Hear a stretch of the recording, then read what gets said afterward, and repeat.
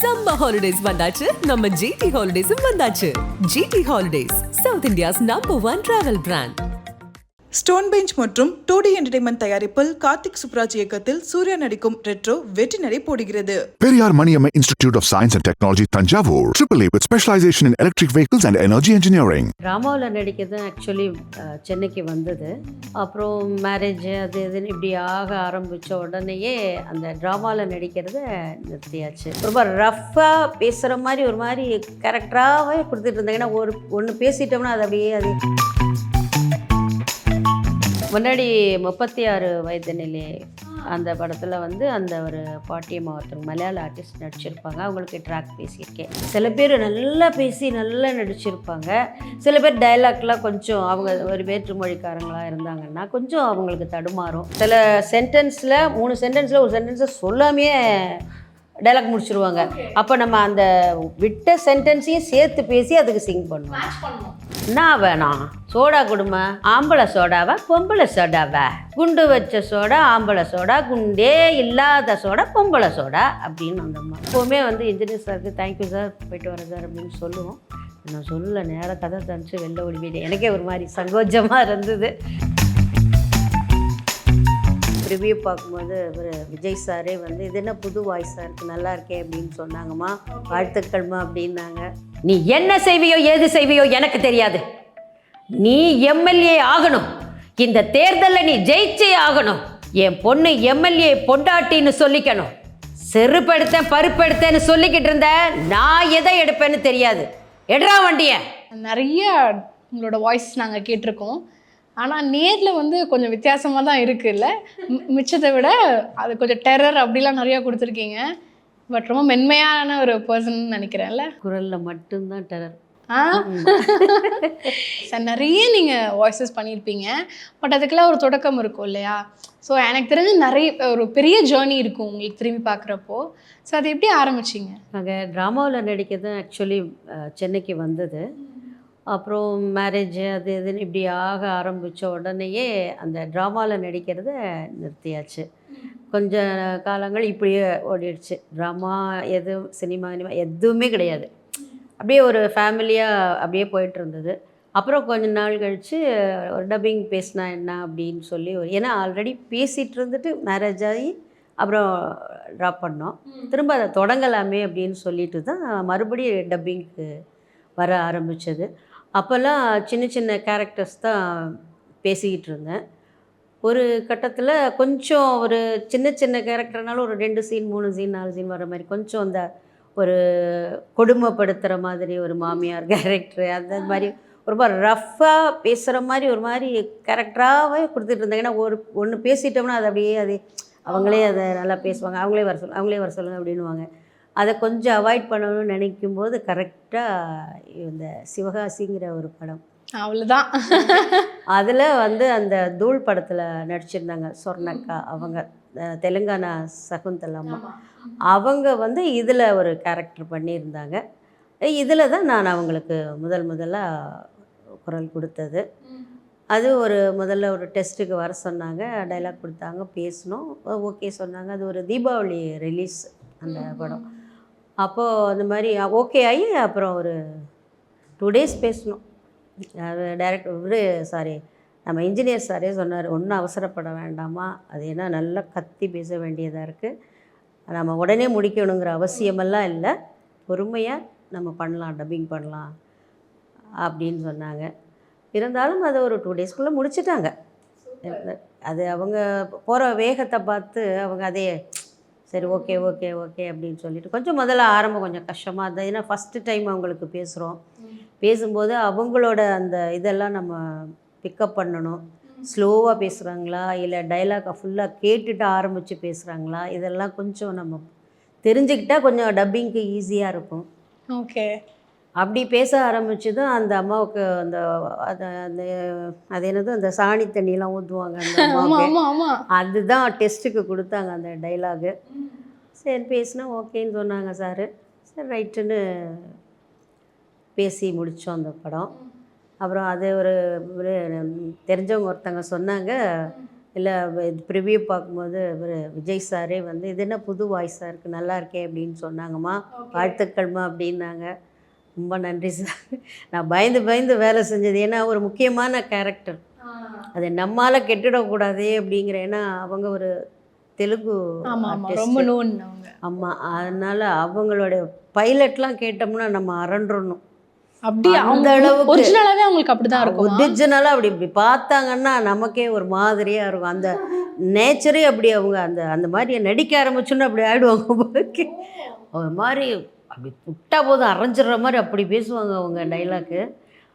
ஆனால் நல்ல dialogue delivery, நிறுத்தி நிதானமாக தான் பேசுவாங்க. அதில் ஒரு கோபம் இருக்கும். ஓகே, அந்த அளவுக்கு நம்ம பண்ணிடணுங்கிற ஒரு கட்டாயம் இருந்தது அப்போது பேசும்போது.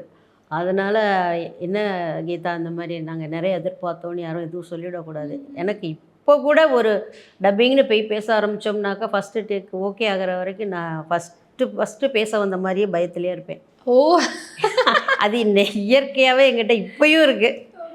அவங்க ஓகே சொன்னதுக்கப்புறம் நான் ஃப்ரீ ஆகிடுவேன். அதுக்கப்புறம் கொஞ்சம் நம்ம கற்பனையாக கூட பண்ணணுங்கிற ஒரு எக்ஸ்ட்ராவாக ஏதாவது செய்யலாம், இன்னும் கொஞ்சம் அழகுபடுத்தலாம் அப்படின்னு சொல்லி எனக்கு வந்து அந்த மாதிரி இதெல்லாம் வந்துடும். ஆனால் முதல்ல ஸ்டார்டிங் ட்ரபிள்னு சொல்ல முடியாது, ஒரு பயம் இருக்கும். அது கரெக்டாக வந்துடணுமே, நம்ம நினச்சிட்ருப்போம் நம்ம பேசும்போது நம்ம நல்லா பேசிடலாம், அதெல்லாம் ஒன்றும் பயம் இருக்காதுன்னு நினப்பேன். அந்த அம்மா பார்த்தோன்னே சகலமும் அப்படியே அடங்கி போயிடும். அப்படி கொடுத்துருக்காங்க அவங்க நடிக்கும்போது. ஆனால் அவங்க அளவுக்கு நம்மளும் கொடுக்கணுங்கிறதுக்கு முயற்சி பண்ணி தான் ஆகணும். சூப்பர். ஆனால் இத்தனை வருஷத்துக்கு அப்புறமும் நீங்கள் அதை ஞாபகம் வச்சு சொல்கிறீங்கன்னா உங்களுக்கு அது மறக்கவே இல்லை பாருங்கள். நீங்கள் ஸ்க்ரீனில் பைலட் பார்த்தது முதலாக வந்து அந்த கேரக்டர்னு பேச ஆரம்பித்த, ஒரு வில்லி கேரக்டருக்கு பேச ஆரம்பித்தது அந்த அவங்களுக்கு தான். அவங்களுக்கு ஒரு ரெண்டு மூணு படம்னா இது வந்து ஸ்ட்ரெயிட்டு பேசணும். அதுக்கப்புறம் அவங்க தெலுங்கு டு தமிழ் அதில் நிறைய நடிச்சிருக்காங்க. அவங்க ஒரு நல்ல காமெடி ஆர்டிஸ்ட் வேறு. ரெண்டாவது ரொம்ப ஒரு குடும்ப இதில் வந்து பேசுகிற மாதிரி பேசுனாங்கன்னா கண்ணில் தண்ணியும் வந்துடும். அந்த மாதிரிலாம் இவங்களா இப்படி நடிச்சிருக்காங்க அப்படிங்கிற மாதிரி நமக்கு ஒரு இது வந்துடும். ரொம்ப நல்லா இது பண்ணாங்க. பட் அவங்க தவறிட்டாங்க. அதனால் அதுக்கப்புறம் கொஞ்ச காலம் அப்படியே ஓடிட்டு இருந்தது. வேறு கேரக்டர் வர மிடில் ரேஞ்ச் கேரக்டர்ஸ் எல்லாமே பேசிகிட்டு இருந்தேன். அதுலேருந்து ஒரு ப்ரமோஷன் கொடுத்தாங்க, பாட்டின்னு. பாட்டிக்கு தூக்கி போட்டாங்க என்னையே. பாட்டியாக சரிக்கித்தாம்மா கூப்பிடுங்க அப்படின்ற அளவுக்கு நம்மளை வந்து ஞாபகம் வச்சுருக்காங்க. அதுக்கே பெரிய நன்றி சொல்லணும் எல்லாருக்கும். ரெண்டாவது இப்போது வந்து அண்ணாத்தையில் அவங்க அப்பத்தா அந்த மாதிரி அவங்களுக்கு இப்போ தொடர்ந்து பேசிகிட்டு இருக்கேன் படங்களுக்கு. நீங்கள் இப்போ பண்ணதுலேயே உங்களுக்கு ரொம்ப கஷ்டப்பட்டு பண்ணியிருப்பீங்களா? அதாவது உங்கள் கேரக்டர் இல்லாமல் நீங்கள் பண்ணுறதே வந்து ஒரு டஃப்பான டாஸ்க் தான். அப்படி ஏதாவது ஒரு பண்ணியிருப்பீங்கல்ல, ரொம்ப கஷ்டப்பட்டு பண்ணது, ஆனால் அவுட்கம் வேறு லெவலில் வந்துடும், ஆனால் அது வந்து கீதா அவர்களே இல்லை அப்படின்னா அது எனக்கு கொடுக்குற கேரக்டர்ஸ் எல்லாமே கஷ்டமானது தான். அதுக்கு இந்த கஷ்டத்தையே சுலபமாக பழகிட்டேன் நான். இல்லை அதுதான் இப்போ ஈஸி மாதிரி இருக்கு, ஈஸி மாதிரி பண்ணிட்டு போயிடலாம். ஆனால் இவங்க கொலப்புலி லீலாவத்தின்னு அவங்க பேர், அம்மா பேர். அவங்க மலையாள ட்ராமா ஆர்டிஸ்ட்டு, அங்கே படங்கள்லாம் பண்ணுறாங்க. அவங்க ஃபஸ்ட்டு கஸ்தூரிமான்னு சொல்லிட்டு பிரசன்னா சாரும் மீரா ஜாஸ்மின் மேமும் ஆக்ட் பண்ணியிருந்தாங்க. அதில் இவங்க வந்து இன்ட்ரடியூசிங், அந்த படத்தில் தான் இவங்க வந்து தமிழுக்கு வந்தாங்க. ஓகே. அப்போது இவர் டைரக்டர் இவங்க இன்சார்ஜ் வர சொல்லி பார்த்தாங்க. டைரக்டர் ஓகே சொல்லி ஃபஸ்ட்டு ஒரு 4 டைலாக் அது வந்து அவங்களுடைய குரலே இப்படி தான் இருக்குமா அப்படின்னு நான் நினச்சி, இதை எப்படிடா படம் பூரா மெயின்டைன் பண்ணுறதுன்ற ஒரு பயம் வந்துடுச்சு. அவங்க ஹீரோயினியோட அம்மா பாட்டு சொல்லி கொடுப்பாங்க குழந்தைங்களை உட்கார வச்சுட்டு. அப்படி சொல்லும்போது அந்த அவங்களுக்கு நேர் ஆப்போசிட் இந்த அம்மா ஒரு மாதிரி லோக்கல், அது வந்து ஒரு மாதிரி அப்படி இப்படி ஒரு குரல் கொடுத்துட்டு வரும். அவங்க சாரி கமான்னு சொல்லி கொடுத்துட்ருப்பாங்க. அதை இது குரலில் சொல்லிக்கிட்டு வரும். சொல்லிக்கிட்டு வந்து இது என்ன ஒரே சத்தமாக இருக்குது, தூங்கவே முடியல, சச்சன்னு ஒரு அதை வெறுக்கிற மாதிரியே பேசுவாங்க. கார் இப்படி துப்புவாங்க, வெத்தலை பாக்கு போட்டுட்டு வந்து பளிச்சுன்னு துப்புவாங்க. அப்படியெல்லாம் இருந்தது. அது ஒரு வழியாக ஏதோ ஒன்று முன்னாடி போய் மைக் முன்னாடி நின்று இதை எப்படியாவது சாதிச்சிடணும், இது எப்படியாவது நம்ம முடிச்சிடணுன்ற அந்த ஒரு இதுக்கு வந்துடுவேன் நான். எனக்கு மற்றதெல்லாம் நினைப்பே இருக்காது. நான் இதுக்காக சொல்லலை, நான் ஒர்க்குன்னு போயிட்டேன், அந்த ஒர்க் மட்டும்தான் மண்டைக்குள்ளே இருக்கும். மற்றபடி எதுவுமே ஞாபகத்தில் இருக்காது. முடிச்சுட்டு வெளில வந்தால் தான் மற்றதெல்லாம் எனக்கு ஞாபகத்துக்கு வரும். அதே மாதிரி அவர் முடித்த உடனே ரொம்ப பாராட்டினாங்க. இன்ஜினியர் சாரும் கிருஷ்ணன் சாரும் பாராட்டினாங்க. அவங்களுக்கு ரொம்ப நன்றி சொல்லணும் இந்த நேரத்தில். ஏன்னா இவங்க பண்ணிடுவாங்களா, இவங்க வந்து பேசிடுவாங்களா, அது தாங்குவாங்களா அந்த கேரக்டர்லாம் அப்படின்னு நினைப்பாங்க. நம்மகிட்ட சொல்ல மாட்டாங்க. அவங்களுக்குள்ள ஒரு கான்வர்சேஷன் போயிருக்கோம். அதுக்கு கிருஷ்ணன் சார் அவங்க பேசுவாங்க அப்படின்னு ஒரு தைரியத்தை கொடுத்தாங்க. அவங்களுக்கும் ஒரு இதை கொடுத்ததுனால நம்மளை பேசணும். நல்ல பேரும் வந்தது. அது அந்த அம்மாவுக்கு பேசிட்டு திரும்ப அந்த அம்மாவே எனக்கு ஃபோன் பண்ணி ஒரு இது சொன்னாங்க. எனக்கு ரொம்ப சந்தோஷமாக இருந்தது. இவ்வளோ நாள் டப்பிங், இவ்வளோ வருஷங்கள் பேசிட்டு வந்ததில் இன்னொருத்தங்க வந்து நம்மளை பற்றி சொல்லும்போது, அதுவும் நீங்கள் பேசினவங்களே இன்னொருத்தங்க சொன்னதை அவங்க நடித்தவங்க வந்து என்கிட்ட சொல்கிறாங்க. மீரா ஜாஸ்மின் மேம் வந்து கேட்டாங்களாம் அம்மா கிட்ட, நீங்கள் எப்போ போய் டப் பண்ணீங்க, பரவாயில்லையே நல்லா தமிழ் பேசி நல்லா டப் பண்ணியிருக்கீங்க அப்படின்னு. இல்லை எனக்கு ஒரு டப்பிங் வாய்ஸ் மெட்ராஸில் கிடச்சிருக்கு, அவங்க தான் பண்ணியிருக்காங்க, நான் பேசுகிறேன். ஐயோ சேச்சி அது அப்படியே இருக்கே நீங்கள் பேசுகிற மாதிரி அப்படின்னு சொன்னாங்க மீரா ஜாஸ்மின் மேம் அப்படின்னு அம்மா சொல்லும்போது எனக்கு ஒரு மாதிரி கண்ணெல்லாம் தண்ணி கலையிடுச்சேன்னு ஒரு நல்ல பேர் கிடைக்கும் ஒரு மாதிரி டென்ஷன் ஆகிடுச்சு. இனிமே நீங்கள் தான் என்னோடய கேரக்டர் தமிழில் நான் நடித்தேன்னா நீங்கள் தான் பேசணும், நீங்கள் தான் பேசுகிறீங்க, ஒன்றும் கவலைப்படாதீங்கன்னு. அப்படி இல்லைம்மா, நீங்கள் சொன்னதே பெரிய பாராட்டு, எனக்கு பெரிய அவார்டு கிடைச்ச மாதிரி. ஏன்னா நான் மேட்ச் பண்ணியிருக்கேனாங்கிறது எனக்கு தெரியாது, நான் பேசும்போது தெரியாது, கேட்குறவங்களுக்கு பார்க்குறவங்களுக்கு தெரியும். உண்மை.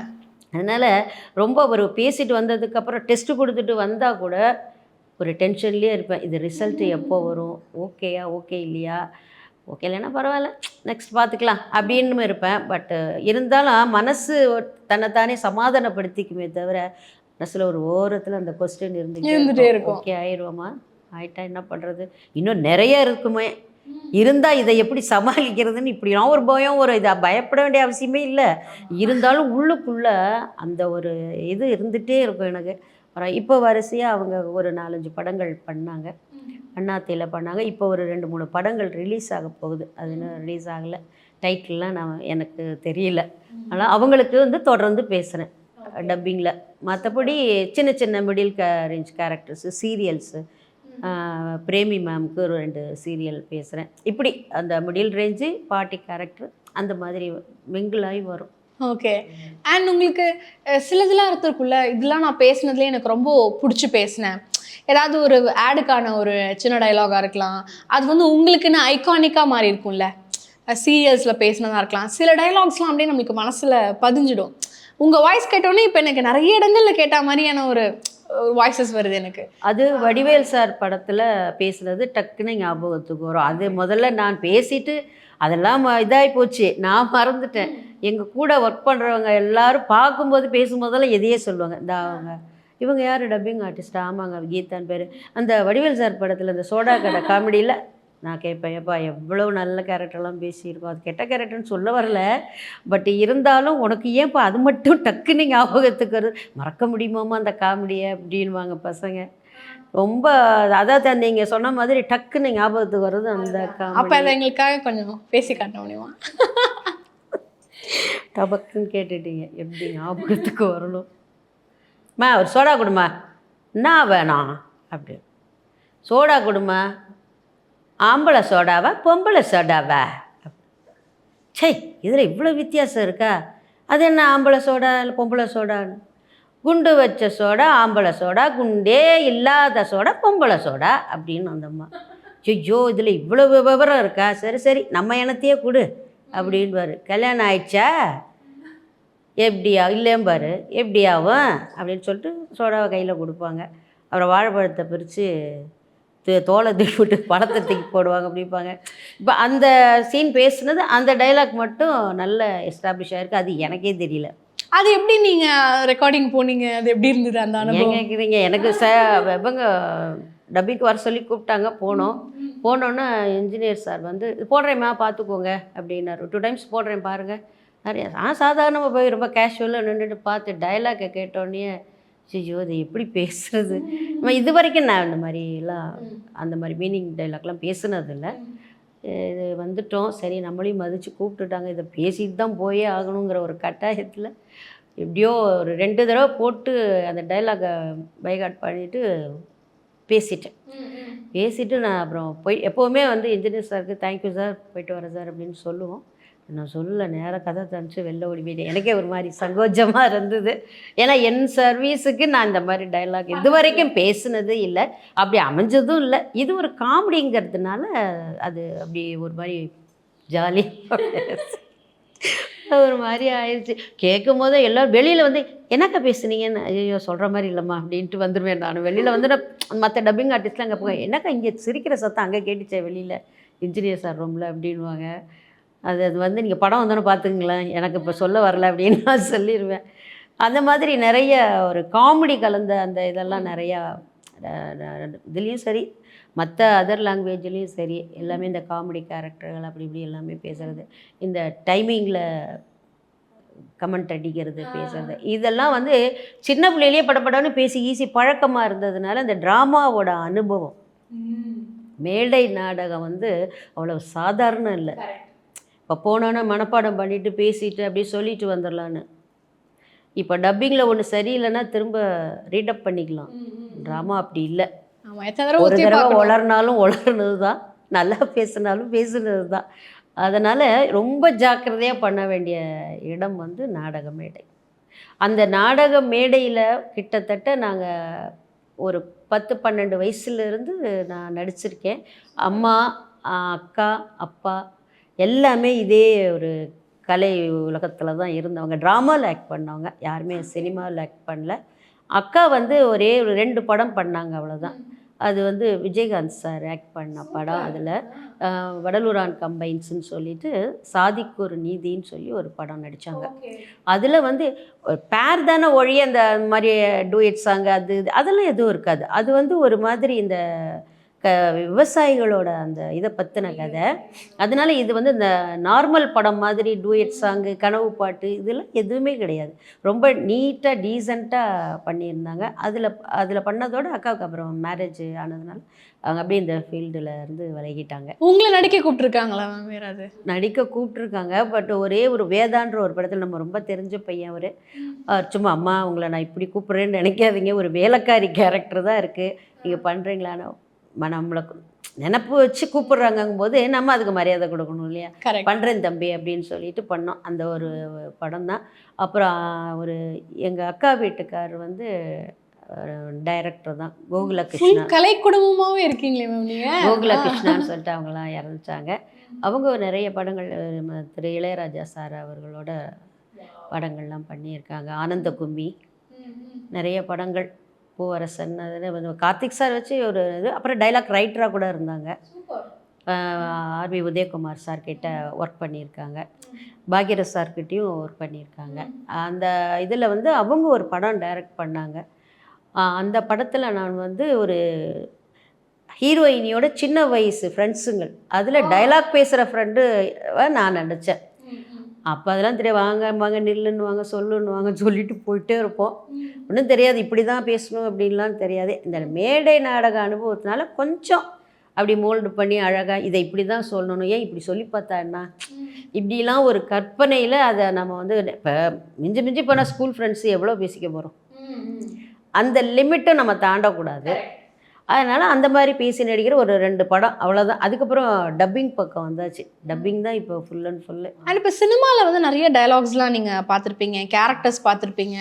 அதில் உங்களுக்கு ரொம்ப பிடிச்சமான சில கேரக்டர்ஸ் இருக்கும். அந்த கேரக்டருக்கு நம்ம வாய்ஸ் கொடுத்துருக்கலாம்ல, அதாவது உங்களுக்கு ஒரு எப்படி சொல்கிறது, ஒரு ஆஸ்பிரேஷன் மாதிரி, எனக்கு அதில் வந்து கொடுக்கறதுக்கு பிடிக்கும், ஆசை இருந்திருக்கு, பட் பண்ணவங்களும் நல்லா தான் பண்ணியிருக்காங்க, ஆனால் நான் பண்ணியிருந்தாலுமே எனக்கு அந்த ஆசை உண்டு அப்படின்னு கேரக்டர்ஸ் ஏதாவது இருக்கா? அப்படி இல்லை, நான் பார்த்தா மனசுக்குள்ளே நினச்சிக்குவேன், இது இப்படி பண்ணியிருந்தா நல்லா இருந்திருக்குமே அப்படின்னா. நம்ம சக தொழிலாளியை நம்மளே வந்து இது பண்ணி பேசக்கூடாது, ஆனால் பட் இன்னும் நல்லா பண்ணியிருக்கலாமேன்னு நினப்பேன். சம்மந்தப்பட்டவங்ககிட்ட போய் பாராட்டியும் இருக்கேன், சொல்லியிருக்கேன், நீ ரொம்ப நல்லா பேசியிருக்கேப்பா, ரொம்ப நல்லா இருந்தது அப்படின்னு சொல்லுவேன்.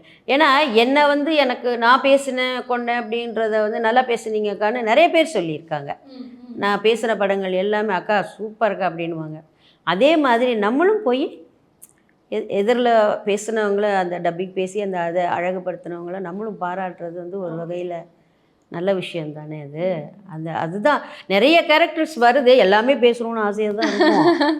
ஆனால் நமக்கு என்ன சூட் ஆகுதோ அதை தான் பேச முடியும் இல்லையா? எஸ். அண்ட் இப்போ சில வாய்ஸஸ்லாம் இருக்கும்ல, இப்போ நீங்கள் ஒரு யங்காக இருந்திருக்கப்போ சில வாய்ஸஸ் வந்து இவங்கள நம்ம பேச வைக்கலாம் அப்படின்னு சொல்லிட்டு நிறையா இருக்கும்.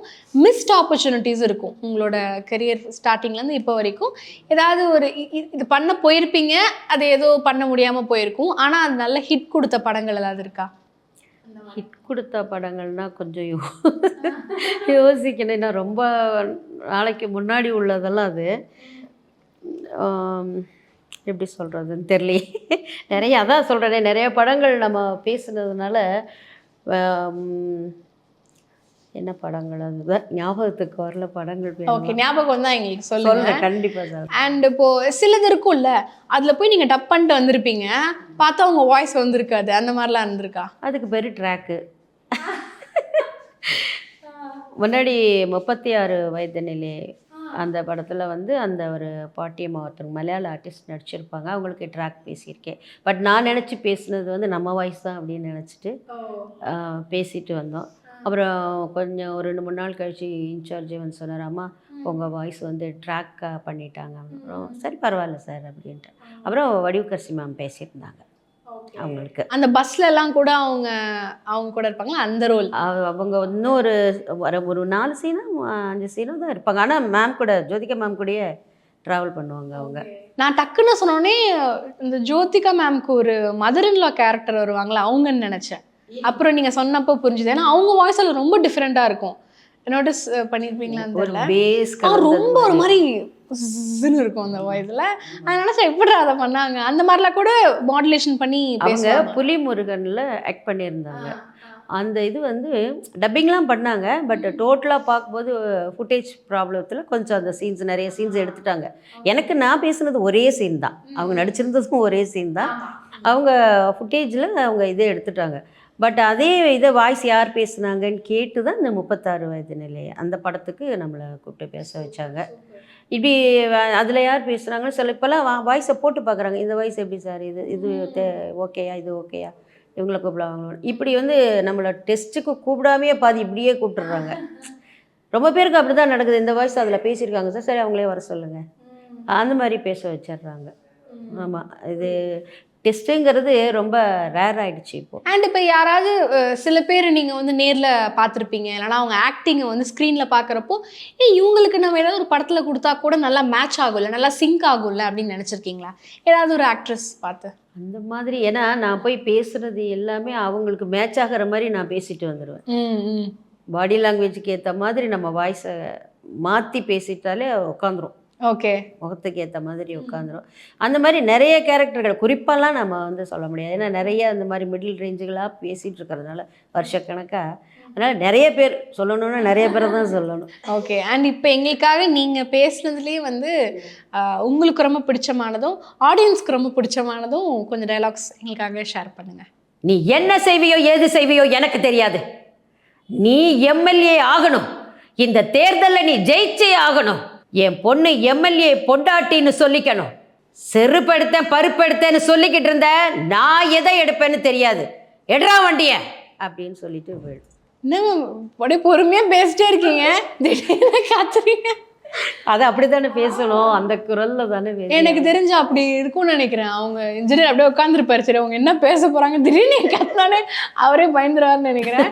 பட் அந்த அளவுக்கு அந்த ஒரு இன்டென்சிட்டி இருக்குல்ல. அவங்க முகமும் அவங்களுடைய அந்த இதுவும் பார்க்கும்போது நம்ம சாதாரணமாலாம் பேசி டப் பண்ண முடியாது.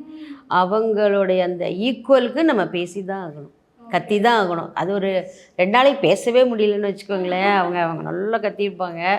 கத்தும்போது இந்த முகத்தில் உள்ள அந்த அசைவுகள்லாம் எவ்வளோ இதாக தெரியும். நம்ம வந்து சாதாரணமாக பேசணும்னா காட்டி கொடுத்துரும், ஐயோ இவங்க நல்லாவே பேசலப்பா, நம்ம வேறு வாய்ஸ் போட்டிருக்கலாமேன்னு.